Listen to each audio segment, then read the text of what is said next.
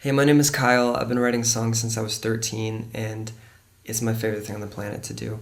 I wanted to share 5 tips and tricks with you for when you get stuck writing a song. There's nothing worse than coming up with like the dopest riff or like the dopest verse melody, and then you just have no idea what to do with it. So, these tricks I'm about to share with you, I personally use them, and they help me a lot whenever I get blocked. They're just good reminders to have in your back pocket because the process of songwriting, it's always changing, it's always fluid, and it keeps you on your toes all the time. So let's dive in. Number one is I ask myself the question, what is the relationship you have with your song and your songs? And you're probably thinking, what the fuck is he talking about? And it's a big one, and I think it's the most important one. And often when I get blocked, this is the question I ask, and it always helps me. So what's the relationship you have with your songs? The way that I see my songs are my friends and they're here to teach me something. And for me, the job of a writer is to do everything you can do to listen to the song and help it being born. So basically do everything you can do to allow that song to be the best it can be. What can you do as a person and a human to allow that song to reach its fullest potential? And I think when you're talking creativity, there's a big difference between ego and spirit. And my friend Troy has a saying where she says, when I come from ego, nothing works. And when I come from spirit, everything works. And I think songwriting is like that. So I could approach the piano and say, I don't know where this is going to lead. I'm showing up for 2 hours. Wherever it takes me is exactly where I'm meant to be. The piano and the song have something to teach me today. And I'm going to surrender and humbly bow to that. And the cool thing about that is you're not focused on outcome, you're focused more on path. So wherever it takes you today, that's A-okay, that's where you need to be. But there's a difference if I come, that's more coming from spirit, but then there's a difference of coming from ego versus if I sat down at the piano and said, I'm going to conquer this piano, I'm going to write the best fucking song today, I'm going to crack it open. And that's okay too. If that works for you, that's fine. I'm just sharing what works for me. So how does that relate to when you're stuck on a song? So here's the thing, most times if I'm stuck on a song, it's because I'm not seeing the actual song for who it is. I'm forcing my ego desires and my ego goals on that song. So a lot of times I'll be working on a verse and then I'm like, oh, it needs a huge chorus for radio or for A&Rs or for whatever. And that's, again, that's okay, that's cool if that's your MO, that's A-okay. But I think what that does is it refuses you from seeing the song for what it actually is, and you're trying to force expectations on outcomes on the song. It's almost like seeing someone for who they're not, and that's a cruel thing. I think it's a cruel thing to do to your music and your songs and your art. So that's the biggest question. And whenever I catch myself doing that, I come back and I say, who is the song trying to tell me it is? And when you start doing like that, it opens your brain up to be like, maybe this song doesn't need a chorus. Maybe this song isn't trying to be that, and it's like every song does not have to be the Mona Lisa. So that's been the biggest one for me, and it's changing your mindset around the song, and it's softening a tightness because you're more willing to be led by your art instead of being a dictator to your art. So that's number one. Number two is take a step back, put the song down. It could be for a day, it can be for 2 days, it could be for a week, it could be for a month, it could be years. There's something so powerful about that because the thing about art is it's a process you can't force. As much as I want to believe I could sit down for 4 hours and just crunch out tunes, it doesn't work like that. It's a flow thing. And sometimes taking a 15-minute walk, sometimes getting yourself a latte, going to the bathroom, just going outside can be way more beneficial for your creative process than sitting down and trying to pull through it. Because when it comes, again, we're talking about the relationship we have with our songs, for me it all comes back to consciousness and energy. Your music knows if you're tight and afraid and angry, and the songs are going to respond in that with the tightness, and I think when you get so stuck on something, there's tunnel vision, and then you're unable to think of other outcomes and stuff. So sometimes when you put a song down, you come back to it in a week, you see it in a brand new way. It's like you're hearing it for the first time. And then you'd say, oh, duh, I know how to fix that. Like, I've had songs where, like, it's taken me 2 or 3 years to finish them because I pick them up every, like, 6 months and I'm like, let me try this. Like, and it doesn't work, you know? And it's a process of intuition, you know? You're letting your intuition be the chisel and how you finish things. And again, it begs back to that whole idea of, like, you know, no two songs are born alike. The path of no two songs being born, it's never the same. So again, it begs that question of you as an artist and a songwriter.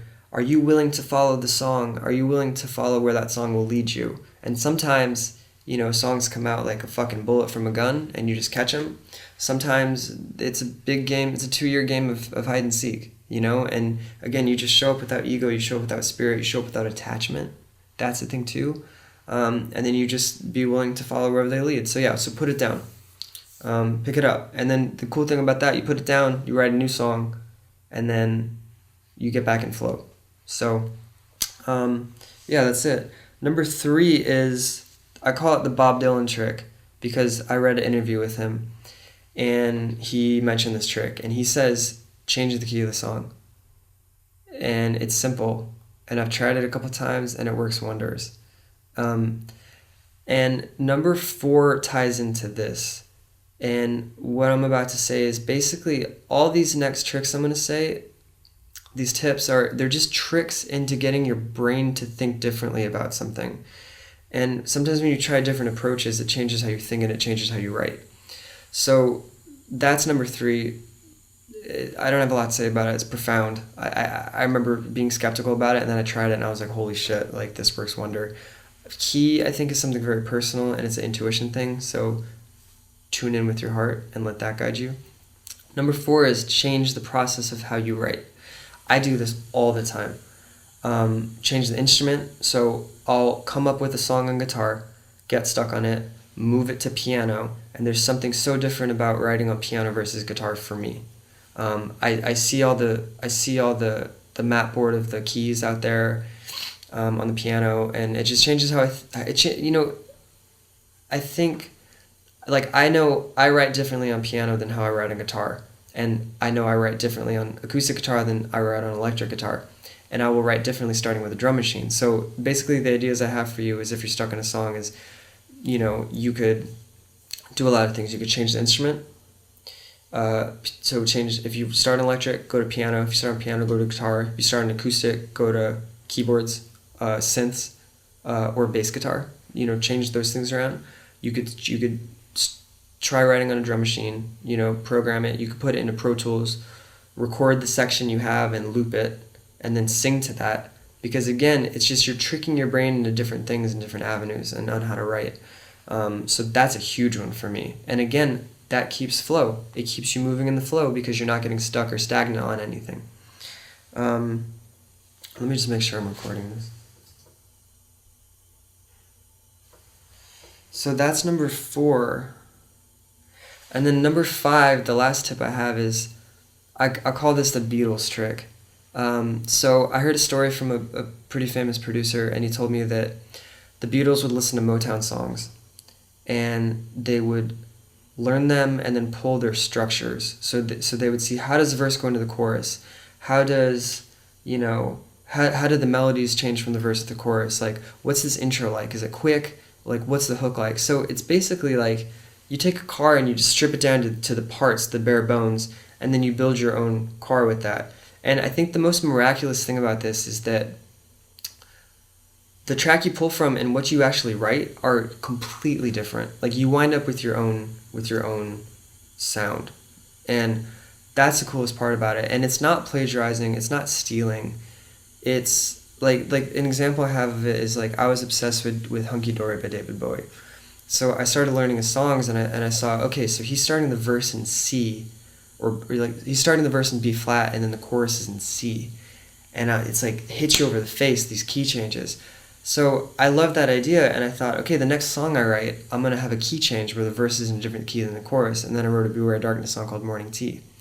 So, you know, there's a difference of like lifting fucking melodies and plagiarizing melodies versus looking at how they built it and then taking those ideas and writing your own song with that. And I think the power in this is it gives you subconscious references to pull from. So Neil Gaiman has this idea that creativity is like a trash heap, or a compost heap. So you pull all these ideas from different places and you put in the heap, and then when you're writing, you just start pulling from it. And I think songwriting is like that too. So it's like if you go learn 10 songs and you really study them and dissect them, when you're writing your own song and you get stuck on it, you can think like, well, what does this song I like really do? And then you can see, oh, they have this like heroic melody leap, and then you're like, from verse to chorus, and you're like, maybe that would fit with this song, and then you can try it with your own song and see how it works. So that's been something I encourage that with a lot of songwriters that I teach, because it's helpful, and you're not pulling from nothing. And again, the miracle about doing that is that you can be inspired by these tracks, and you're not stealing. So those are my 5 tips for songwriting if you get stuck. If anyone wants one-on-one songwriting lessons, I have a Patreon in the link below. I really appreciate you watching. I hope this is helpful, and I'll see you soon.